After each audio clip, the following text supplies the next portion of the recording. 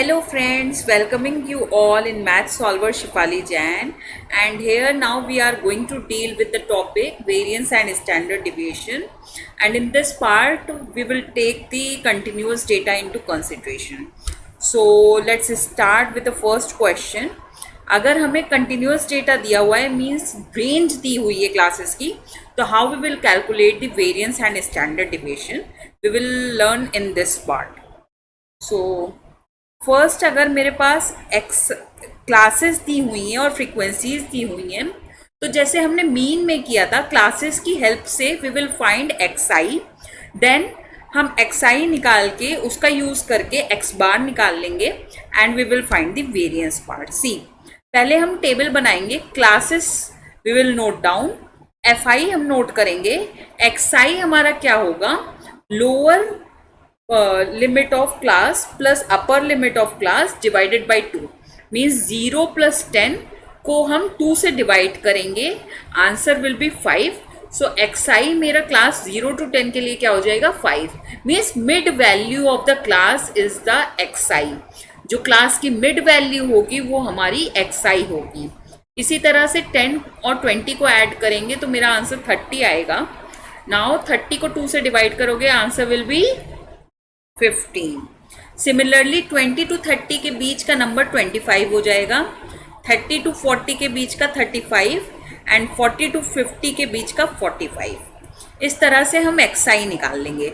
अब हमें एक्स बार कैलकुलेट करना है, इसलिए मेरे को एफ आई एक्स आई की नीड होगी. मीन्स फ्रीक्वेंसी को एक्स आई से मल्टीप्लाई करेंगे.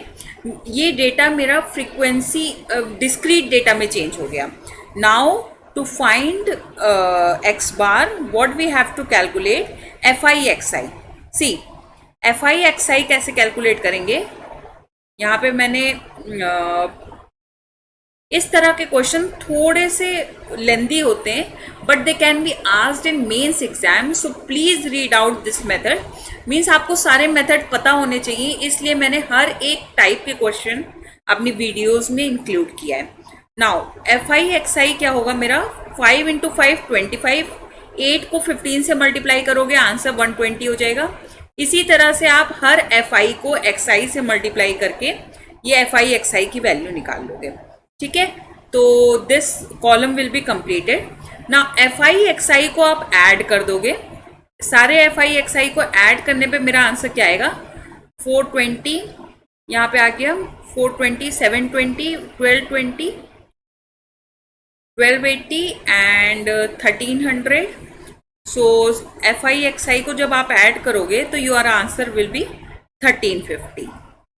सिमिलरली अगर आप एफ आई को ऐड करोगे सारे, 8 plus 5 13, 13 plus 15 is 27, 27 plus 16 will give you 43 and 44 plus 6 will be 50.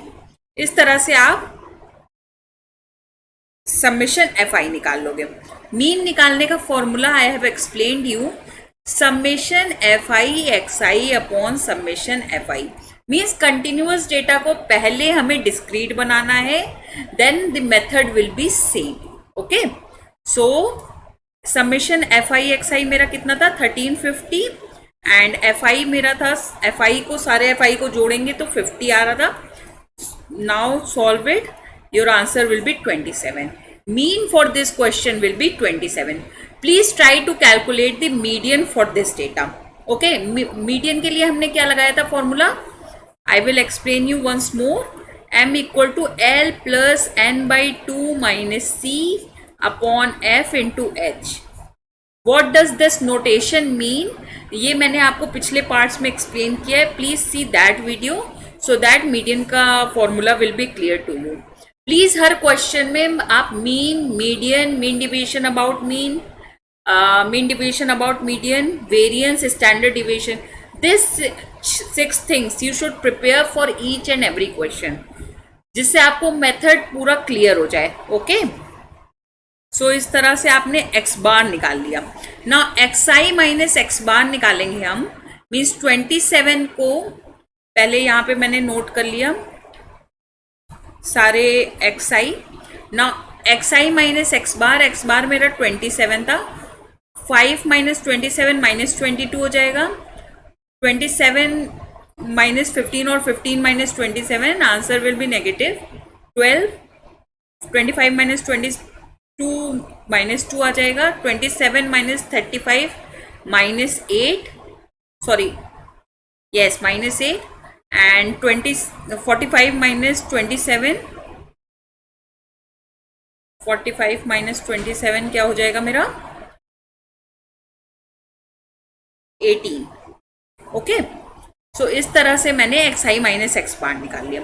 Now x I minus X bar का हम स्क्वायर करेंगे, तो 22 का स्क्वायर करेंगे 484 आ जाएगा. 12 का स्क्वायर 144.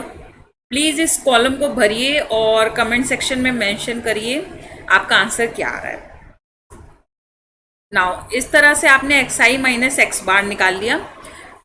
अब x I minus X bar का होल स्क्वायर को आप एफ आई से मल्टीप्लाई करोगे. ठीक है, तो your answer will be like 24201152. और इसके लिए आपका क्या हो जाएगा? एक्स आई माइनस एक्स बार हमारा क्या आया था थर्ड डेटा के लिए? 4. सो 4 का स्क्वायर मीन्स 16. ओके, सॉरी 4 आया था. ठीक है, 15 इंटू 4 60. इस तरह से 16 इंटू 64 आप करोगे तो 1024 आएगा. And you will add all these data, तो आपका आंसर आएगा 6600. ठीक है, ना वेरिएंस के लिए मैंने आपको क्या फॉर्मूला बताया था? Variance will be equal to summation F I X I minus X bar का whole square upon summation F I. ठीक है, summation F I X I minus X bar का होल स्क्वायर मेरा आंसर आया 6600. And summation of F I means sum of all the frequencies is 50. So ये हम जब cancel करेंगे तो अवर आंसर विल बी 132, यानी वेरिएंस हमारा क्या आया? 132. Now to find the standard deviation हम क्या करेंगे? स्क्वायर रूट ऑफ वेरिएंस निकाल लेंगे. Standard deviation will be square root of variance. So 132 का square root is the standard deviation for this question. इस तरह से हम स्टैंडर्ड डिविएशन और वेरिएंस कंटिन्यूअस डेटा के लिए कैलकुलेट करेंगे. और मैंने आपको हर टाइप के क्वेश्चन वेरिएंस, स्टैंडर्ड डिविएशन और मीन मीडियन मोड के लिए बता दिया है. So now in next part we will discuss what are the questions asked in SSC CGL 22 and 23. क्योंकि ये 22 और 23 में न्यू टॉपिक इंक्लूड हुआ है, तो we will cover the question which is asked in that exams in next part. Thank you so much for watching my video. अगर आपको मेरी वीडियोस में सब कुछ समझ में आ रहा है तो मेरे चैनल को सब्सक्राइब करिए एंड मेरी वीडियोस पे लाइक ऑप्शन का बटन प्रेस करना मत भूलिए. Thank you so much. Bye bye.